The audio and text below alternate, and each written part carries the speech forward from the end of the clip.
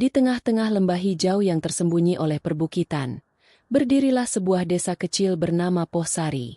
Desa itu tampak seperti potongan dunia lama yang terjebak dalam bingkai zaman baru.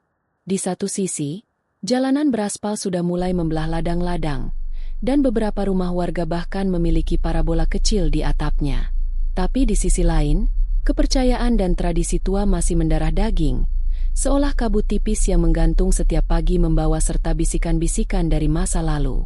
Di ujung desa, berdiri sebuah pura tua, Pura Pamecutan, begitu mereka menyebutnya.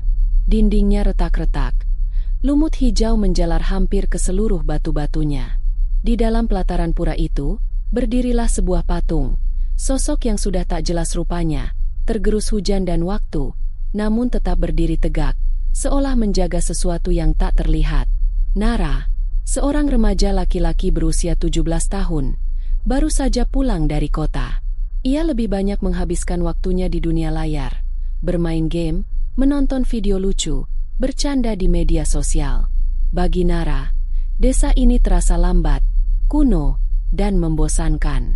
Ia tidak percaya pada mitos-mitos yang dibisikkan oleh para orang tua. Baginya, itu hanyalah cerita basi untuk menakut-nakuti anak kecil. Dan ketika ia mendengar desas-desus tentang patung tua di pura, ia hanya tertawa sambil berkata kepada teman-temannya, "Ah, masa patung bisa marah? Ini abad berapa, sih?" Namun ada sesuatu yang tak dikatakan oleh orang-orang tua itu. Sesuatu yang tertulis dalam gemuruh sungai saat malam, dalam desir angin yang membawa bau tanah basah, dan dalam kilatan aneh di sudut mata mereka ketika membahas patung itu. Dan malam itu, di bawah langit kelabu, Nara dan teman-temannya memutuskan untuk mendekat ke Pura Pamecutan. Sekadar seru-seruan, katanya. Sekadar bercanda, pikir mereka, tanpa tahu bahwa malam itu akan menjadi awal dari sesuatu yang tak bisa mereka tarik kembali. Angin malam di Pohsari membawa aroma tanah basah dan anyir bambu lapuk. Nara berdiri di depan gerbang Pura Pamecutan bersama ketiga temannya, Dika, Rani, dan Wira. "Serius mau masuk?" bisik Rani. Suara gadis itu bergetar walau ia berusaha terlihat berani. Nara hanya tertawa kecil sambil menyalakan senter dari ponselnya. "Apa sih yang ditakutin? Cuma patung batu tua, Ran. Ini kesempatan buat buktiin kalau kita lebih modern dari ketakutan nenek moyang," katanya, setengah mengejek. Dika menelan ludah. Tapi katanya, yang berani ngeledek patung itu bakal didatengin sesuatu. "Ah, omong kosong," potong Wira cepat. Ia mencoba menyembunyikan kegugupannya di balik tawa hambar. Gerbang kayu tua pura itu sudah separuh lapuk. Daun pintunya bergoyang perlahan, mengerang kecil ditiup angin. Tanpa menunggu lebih lama, Nara mendorong pintu itu dan melangkah masuk. Di dalam pura, semuanya terasa jauh lebih sunyi. Seakan suara jangkrik, angin, bahkan detak jantung sendiri, menahan napas. Di pelataran, berdirilah patung itu. Lebih dekat, bentuknya lebih aneh dari yang Nara bayangkan. Wajah patung itu nyaris hancur. Satu matanya terhapus, mulutnya seolah melengkung dalam senyum aneh. Tubuhnya penuh retakan, namun aura yang dipancarkan terasa berat. Seperti ada sesuatu yang menatap balik dari dalam batu itu. Tanpa berpikir panjang, Nara melangkah ke depan, membungkuk, lalu menirukan suara tertawa berlebihan di hadapan patung. "Hahaha, ini dia, dewa penjaga ya? Udah kayak batu mau ambruk." Dika dan Wira ikut tertawa, meski lebih pelan. Rani hanya menatap ngeri, menggenggam tas kecilnya erat-erat. Saat itu, angin berdesir lebih dingin. Daun-daun kering di sudut pura berputar dalam pusaran kecil. Sebuah suara samar, hampir seperti isak tangis jauh di antara pepohonan, terdengar sekilas. Tapi mereka menepisnya sebagai imajinasi. Malam itu, mereka kembali ke rumah masing-masing sambil tertawa-tawa.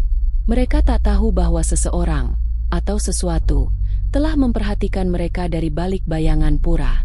Dan untuk Nara, tawa itu akan menjadi tawa terakhir yang benar-benar ia nikmati. Sudah 3 hari berlalu sejak malam itu di Pura Pamecutan. Hidup di desa Pohsari berjalan seperti biasa. Pasar pagi ramai, suara ayam berkokok, tawa anak-anak kecil di pematang sawah. Namun bagi Nara, semuanya mulai terasa aneh. Malam pertama, ia bermimpi berada di tengah kabut tebal. Di dalam mimpi itu, ia berdiri sendirian di pelataran pura, menatap patung tua yang kini tampak hidup. Mata yang kosong itu menatapnya lurus, dan dari mulut retak itu mengalir bisikan lemah. "Kenapa kau tertawa?" Nara terbangun dengan keringat dingin, mengira itu hanya mimpi buruk. Tapi malam berikutnya, mimpi itu kembali, semakin jelas. Ia bisa mendengar suara napas berat. Langkah kaki menyeret di balik kabut. Kadang, ia merasa ada tangan dingin menyentuh bahunya. Di siang hari, Nara berusaha mengabaikannya. Ia bermain dengan ponselnya, mengobrol dengan Dika dan Wira, pura-pura bahwa semuanya baik-baik saja. Tapi tubuhnya tidak bisa berbohong. Mata Nara sembab karena kurang tidur. Suara tawanya kini terdengar kering dan dipaksakan. Rani, yang memperhatikan perubahan itu, mencoba mendekati. "Nara, kamu nggak apa-apa?" tanyanya hati-hati suatu sore di warung kopi kecil dekat lapangan desa. Nara mengangkat bahu. "Biasa aja, cuma kurang tidur." "Kamu yakin itu cuma kurang tidur?" Rani menatapnya dalam-dalam. Ada sesuatu di mata gadis itu, rasa takut yang belum pernah Nara lihat sebelumnya. Sebelum Nara sempat menjawab, angin sore bertiup lebih kencang, membuat tirai bambu di warung berkibar keras. Dalam sekejap, Nara merasa ada bayangan hitam melintas di sudut matanya. Ia menoleh cepat, tapi tidak ada apa-apa.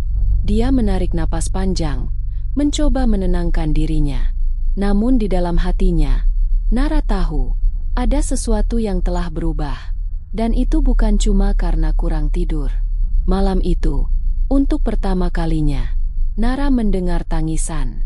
Bukan dari dalam mimpi, bukan dari luar jendela. Tangisan itu berasal dari dalam rumahnya sendiri. Malam di desa Posari biasanya tenang.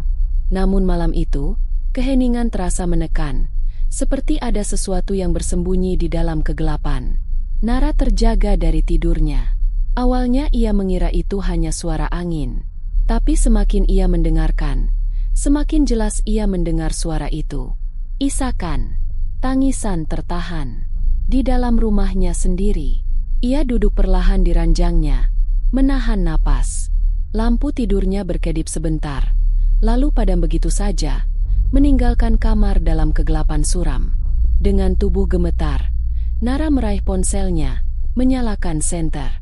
Dia menyusuri lorong sempit rumahnya, yang terasa lebih panjang dari biasanya. Tangisan itu semakin keras, terdengar seperti suara perempuan, penuh duka, penuh kehilangan. Seolah seseorang menangis untuk sesuatu yang sudah hilang, atau akan hilang. "Nenek?" panggil Nara dengan suara parau, berharap itu hanya neneknya yang bermimpi buruk. Tidak ada jawaban. Tangisan itu justru terdengar dari arah ruang tamu. Dengan langkah berat, Nara mendekat. Senter ponselnya menyorotkan cahaya ke seluruh ruangan. Meja kayu tua, kursi rotan, dan foto keluarga yang tergantung miring di dinding. Dan di sana, di sudut ruang tamu, ia melihat sosok itu. Bayangan hitam, membungkuk, tubuhnya menggigil seiring dengan isakan. Rambut panjangnya menjuntai menutupi wajah. Nara membeku. Nafasnya tercekat di tenggorokan. Seluruh tubuhnya menolak untuk bergerak. Namun matanya terkunci pada sosok itu. Tangisan itu perlahan berhenti. Sosok itu mengangkat kepalanya, menatap Nara dengan mata kosong yang seolah menjerat jiwanya. Mulut sosok itu membuka perlahan, mengeluarkan bisikan yang begitu dingin hingga membuat kulit Nara merinding. "Kenapa kau tertawa?" Seketika itu juga, seluruh lampu di rumah Nara padam serempak. Senter ponselnya mati. Dunia runtuh dalam kegelapan sempurna. Dan dalam hitungan detik berikutnya, Nara pingsan. Nara terbangun dengan pusing dan tubuh yang lemas. Matanya terbuka perlahan, disambut oleh cahaya matahari pagi yang masuk melalui jendela kamar. Ia terbaring di tempat tidurnya, dikelilingi oleh kesunyian yang aneh. Tidak ada suara isakan lagi, tidak ada bayangan hitam, hanya kesunyian yang dalam, seperti dunia menanti sesuatu yang buruk akan terjadi. Namun saat ia mencoba mengingat kejadian tadi malam, kepalanya berdenyut hebat. Bayangan itu, suara itu, semuanya seperti mimpi yang membingungkan dan menakutkan. Tetapi di dalam dada Nara, ada rasa ketakutan yang nyata. Sesuatu yang tak bisa ia jelaskan. Ia bangkit dari tempat tidur, tubuhnya masih lemas, dan langkahnya terhuyung. Nara pergi ke dapur, mencari secangkir teh untuk menenangkan dirinya.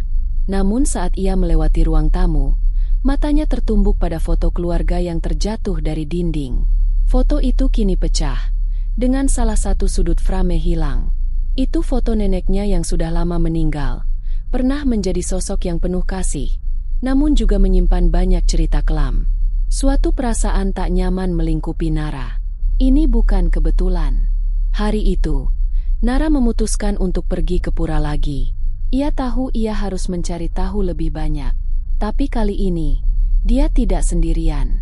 Dika, Wira, dan Rani semua terlihat khawatir dengan kondisi Nara yang semakin lemah. Mereka ikut pergi bersamanya, meskipun dengan rasa takut yang jelas.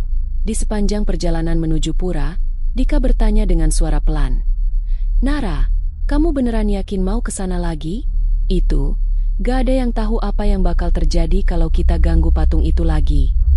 Nara hanya terdiam, matanya tetap menatap lurus ke depan, tubuhnya tegang. "Aku gak punya pilihan, Dika. Aku harus tahu apa yang terjadi." Mereka sampai di pura. Kali ini, suasana di sana terasa lebih berat.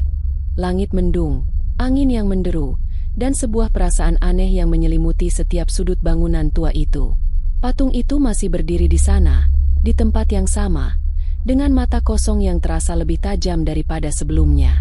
Seolah patung itu menyambut mereka dengan diam. "Nara, hati-hati."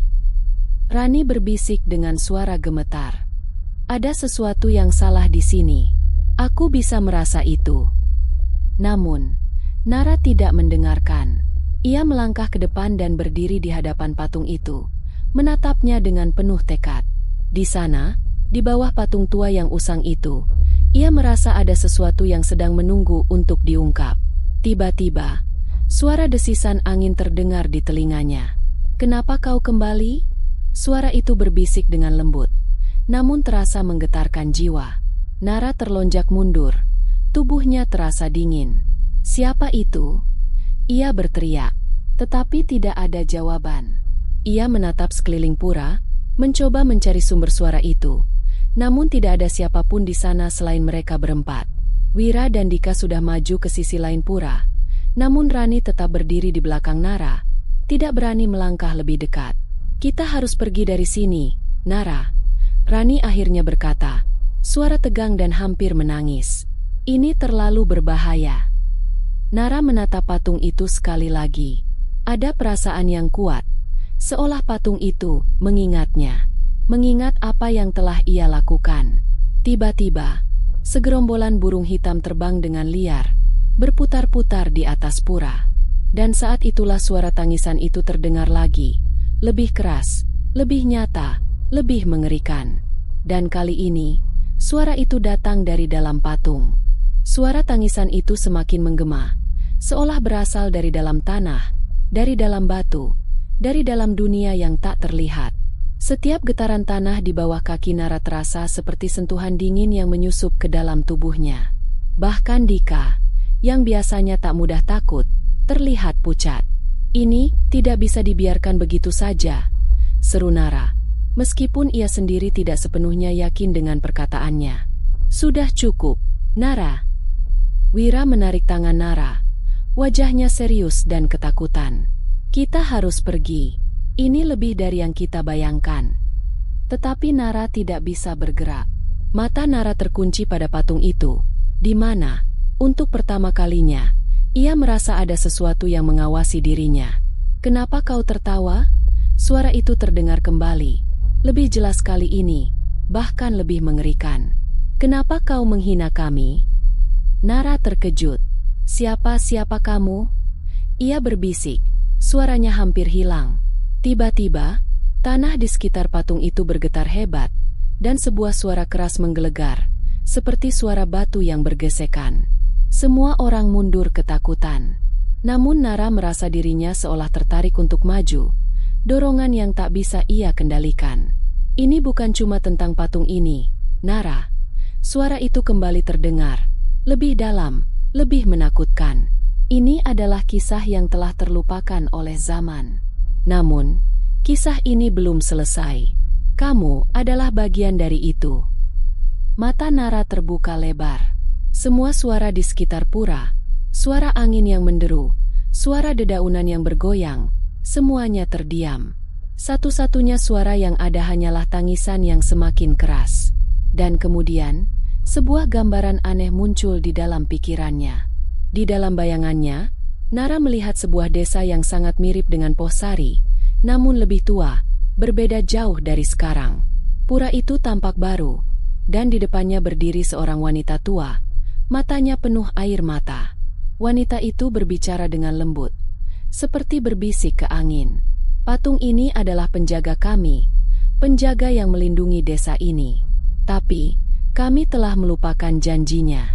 Kami telah melupakan ritus-ritusnya. Dan kini, ia menunggu.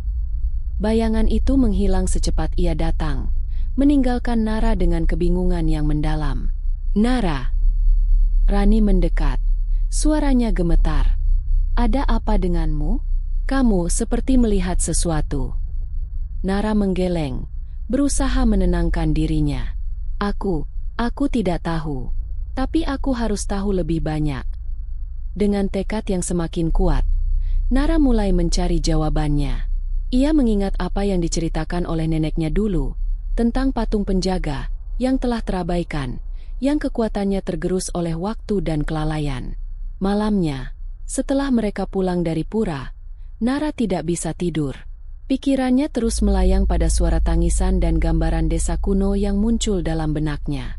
Tiba-tiba, ia teringat akan perpustakaan desa, tempat yang tak pernah ia anggap penting sebelumnya. Namun sekarang, itu satu-satunya tempat yang bisa memberikan jawaban. Pagi-pagi sekali, Nara pergi ke perpustakaan desa, tempat yang penuh dengan buku-buku tua dan kisah-kisah kuno. Ia mencari buku-buku tentang sejarah desa, tentang pura, dan tentang mitos yang sering didengar para orang tua. Dan di sebuah sudut terpencil, ia menemukan sebuah buku yang tampaknya sudah sangat tua. Buku itu terbungkus kulit hitam yang usang, dengan tulisan yang hampir pudar. Nara membuka halamannya dengan hati-hati, dan menemukan sebuah cerita yang menjelaskan tentang patung pamecutan. Patung itu, tulis buku itu, adalah simbol dari perlindungan dan pengorbanan. Dulu, pada zaman dahulu, seorang wanita yang sangat dihormati oleh desa mengorbankan hidupnya untuk menjaga desa dari bencana besar. Sebagai bentuk rasa terima kasih, patung itu dibangun untuk mengenang pengorbanannya. Namun, setelah berlalunya waktu, kepercayaan itu memudar. Dan ketika orang-orang mulai melupakan pengorbanan sang wanita dan patungnya, sesuatu yang gelap mulai terbangun. Nara terperanjat membaca bagian ini. Sesuatu yang gelap. Ia tidak tahu apa maksudnya, tetapi ia bisa merasakannya di setiap kata yang tertulis. Patung itu bukan hanya sekadar batu. Ia adalah penjaga, tapi ia juga bisa menjadi penghukum. Malam itu terasa sangat berbeda bagi Nara. Suasana desa yang biasanya tenang kini terasa penuh dengan ketegangan. Setelah menemukan buku kuno di perpustakaan desa, ia merasa seolah-olah ia sedang berada di ambang penemuan besar. Namun, di saat yang sama, perasaan cemas semakin menggerogoti dirinya. Apa yang sebenarnya ia hadapi? Apa yang harus ia lakukan? Setelah membaca cerita tentang patung pamecutan, Nara mulai menyadari bahwa ini bukan hanya soal legenda atau mitos. Ada sesuatu yang nyata, sesuatu yang lebih gelap yang bersembunyi di balik keberadaan patung itu. Patung yang dahulu dianggap sebagai penjaga desa, kini menjadi sebuah ancaman yang siap meluapkan amarahnya. Nara bergegas ke rumah neneknya, berharap bisa menemukan petunjuk lebih lanjut. Neneknya, yang dulunya sering bercerita tentang masa lalu desa, mungkin memiliki lebih banyak informasi yang tidak ia ketahui. Namun, begitu ia tiba, suasana rumah neneknya terasa sunyi. Pintu depan terbuka sedikit, dan udara dingin menyapu wajah Nara saat ia masuk. "Nenek!" Nara memanggil pelan, berjalan menyusuri ruang tamu yang sepi. Tidak ada jawaban. Nara melangkah lebih jauh, menuju kamar neneknya. Pintu kamar itu sedikit terbuka, dan Nara bisa melihat bayangan gelap yang bergerak di dalamnya.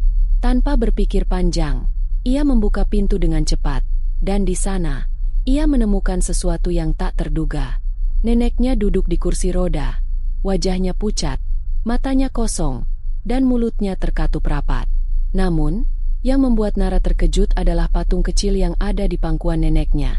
Sebuah patung miniatur dari patung besar di pura. "Nenek, apa ini?" Nara bertanya, mendekat dengan cemas. Neneknya perlahan mengangkat tangannya yang gemetar dan menunjuk ke arah jendela. "Patung itu menjaga kita. Tapi ia juga bisa menghancurkan kita, jika kita tidak menghormatinya." Wajah neneknya semakin pucat, dan Nara bisa merasakan ada sesuatu yang sangat kelam di balik kata-kata neneknya. Apa yang sebenarnya terjadi? "Nenek, apa yang harus kita lakukan?" Neneknya menatap Nara dengan mata yang kosong. "Semuanya dimulai dari ketidakpedulian kita. Kita melupakan janji kita kepada penjaga itu. Kamu telah membangunkan kembali kemarahannya. Dan sekarang, kamu harus membayar." Di luar rumah, langit semakin gelap, dan angin mulai berhembus kencang. Nara merasakan ada sesuatu yang mengintai di balik bayangan malam itu. Dia harus pergi ke pura sekali lagi. Jika ia tidak bisa menghentikan ini sekarang, mungkin sudah terlambat.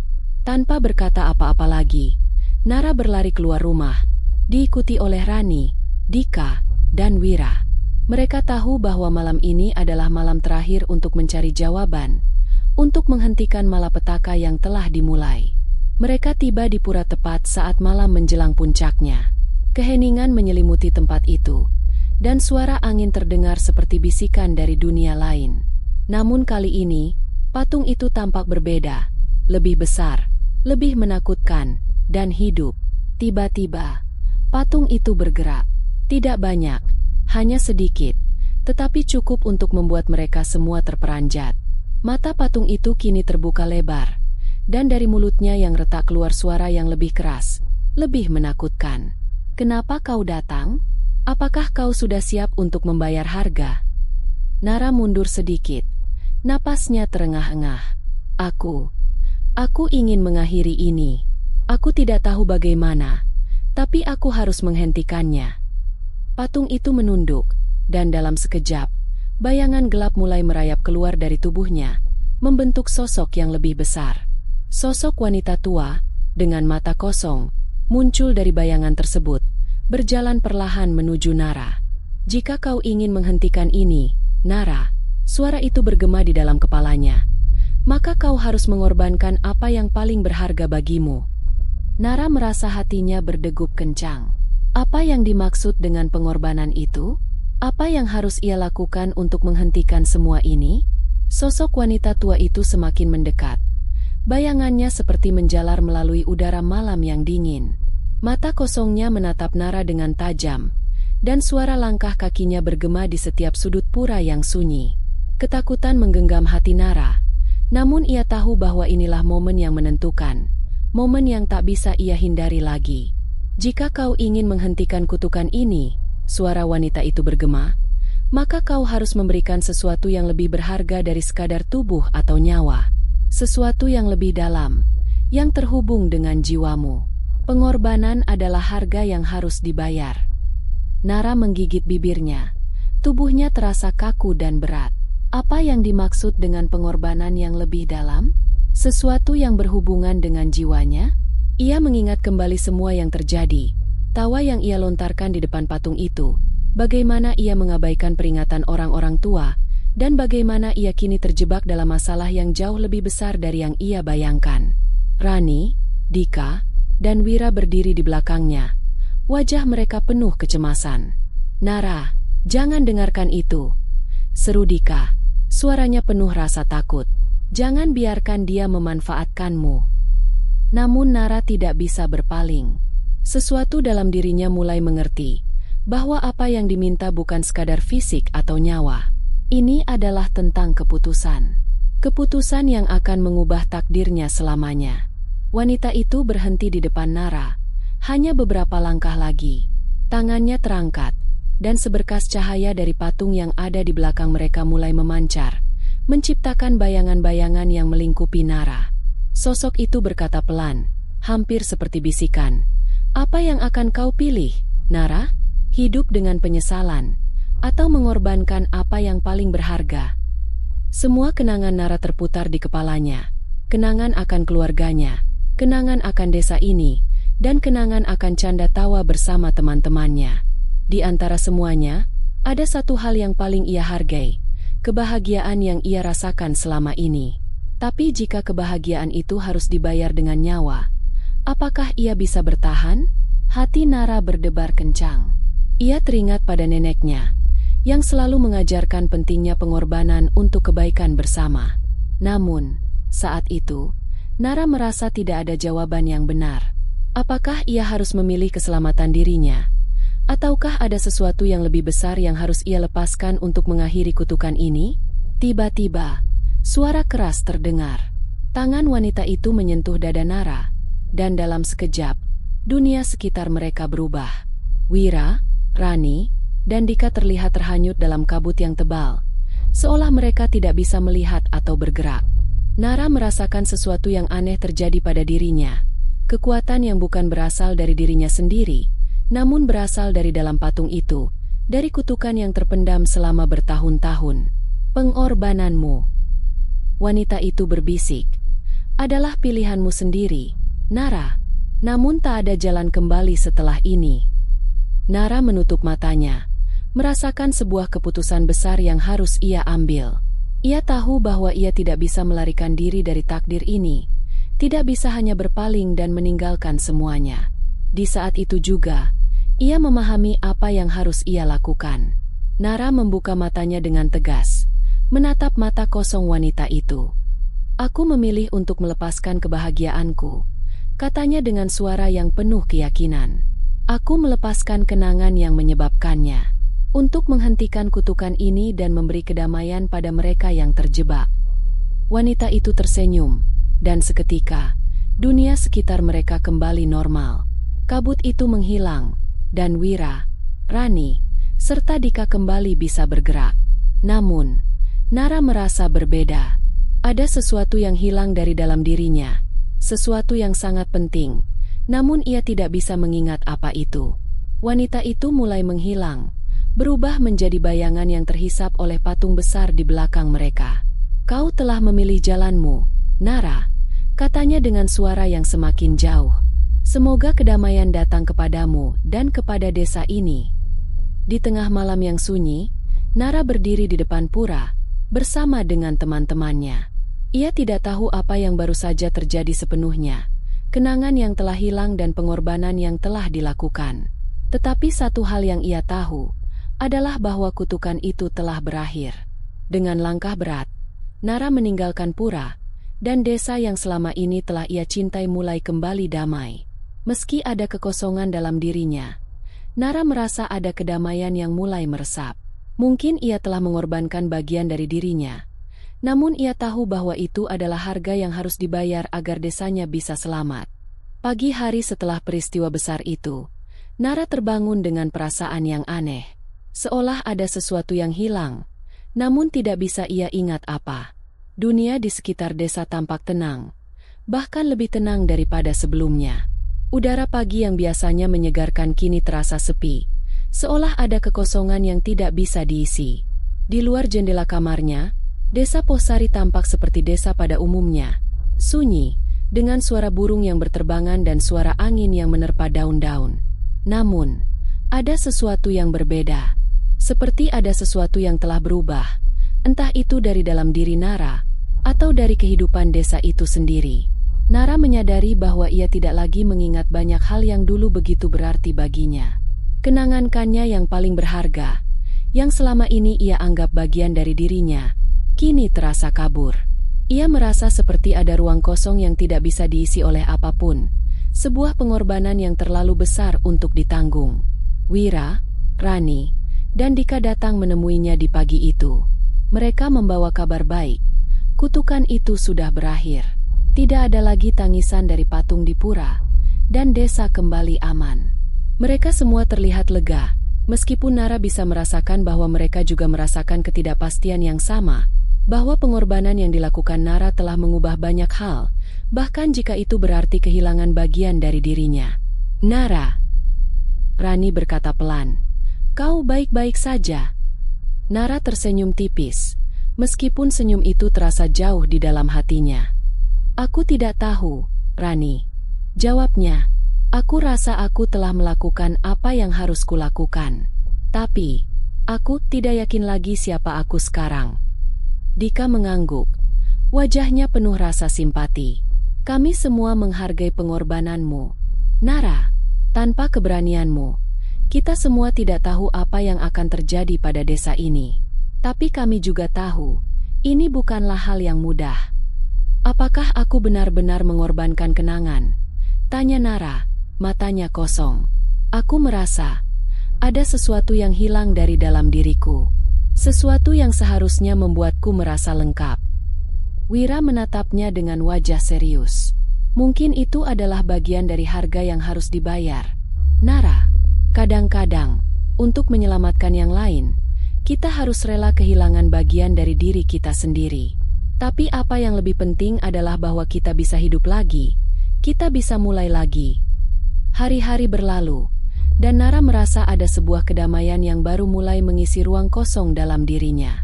Desa mulai kembali ke kehidupan sehari-hari mereka. Namun perubahan kecil tetap ada. Beberapa orang tua mulai mengunjungi pura lebih sering, memberikan penghormatan pada patung yang dulu ditakuti. Mereka merasa bahwa patung itu, meskipun telah membangkitkan kutukan, kini menjadi simbol dari kekuatan dan pengorbanan. Namun, bagi Nara, ada satu hal yang mengganggu. Di malam hari, kadang ia merasa seperti ada suara yang memanggil dari dalam dirinya. Suara yang tak bisa ia kenali. Kadang suara itu terdengar seperti tawa, terkadang seperti tangisan. Tetapi, ia memilih untuk mengabaikannya. Mungkin itu hanya efek dari pengorbanannya, sesuatu yang tetap mengikutinya, meskipun ia tidak bisa mengingat sepenuhnya. Pada akhirnya, Nara memilih untuk melanjutkan hidupnya. Desa Pohsari mulai pulih, dan meskipun pengorbanannya telah mengubah dirinya, ia merasa bahwa ia bisa menerima kenyataan itu. Hidup terus berjalan. Malam itu, di depan pura, Nara duduk sendirian, menatap bintang-bintang di langit yang kelam. Ia tahu bahwa meskipun segala sesuatu telah berubah, ada kekuatan dalam dirinya yang tidak bisa dihapuskan begitu saja. Kekuatan untuk melangkah maju, meskipun ada bagian dari dirinya yang hilang. Untuk pertama kalinya, Nara merasa bahwa ia bisa berdamai dengan dirinya sendiri, meskipun pengorbanan itu tak pernah bisa sepenuhnya terhapus dari ingatannya. Di dalam hati Nara, sebuah pesan terdalam mulai tumbuh, bahwa hidup tidak selalu tentang memiliki segalanya. Terkadang, hidup tentang memilih apa yang kita berikan untuk orang lain, meskipun itu berarti kehilangan bagian dari diri kita sendiri. Pagi itu, Nara berjalan perlahan menuju pura. Desa Pohsari terlihat tenang, seperti biasanya, namun bagi Nara, dunia terasa berbeda. Perasaan kosong yang sempat menggerogoti dirinya mulai mereda, meskipun bayangannya masih ada, mengikutinya seperti sebuah kenangan yang sulit dilupakan. Setiap langkah yang ia ambil di sepanjang jalan berdebu itu terasa berat, namun juga penuh makna. Ia tahu, perjalanan ini tidak akan mudah untuk dilupakan. Pengorbanan yang telah ia buat adalah sesuatu yang tak bisa dihapuskan, bahkan oleh waktu. Namun, ada satu hal yang ia pahami, hidup harus terus berjalan, meskipun kita harus kehilangan sebagian dari diri kita. Nara berhenti di depan pura, di tempat yang telah menjadi saksi dari semua kejadian yang mengubah takdirnya. Pintu pura terbuka, dan ia masuk dengan perlahan. Patung besar itu kini tampak lebih tenang, lebih damai, meskipun masih ada aura misterius yang menyelimuti tempat itu. Di tengah ruang utama pura, Nara duduk di atas batu besar yang dulu pernah ia hindari. Suasana sekitar sangat sunyi, hanya terdengar suara angin yang berhembus lembut. Tak ada lagi suara tawa atau tangisan yang datang dari patung. Hanya kedamaian yang terasa begitu nyata. Nara menatap patung itu, merenung dalam-dalam. Semua yang terjadi selama ini, kutukan, pengorbanan, bahkan perubahan yang ia rasakan dalam dirinya, semuanya telah membentuk siapa dirinya hari ini. Mungkin ia telah kehilangan banyak hal, tetapi di sisi lain, ia juga mendapatkan kekuatan untuk menerima kenyataan dan melangkah maju. Wira, Reni, Dika.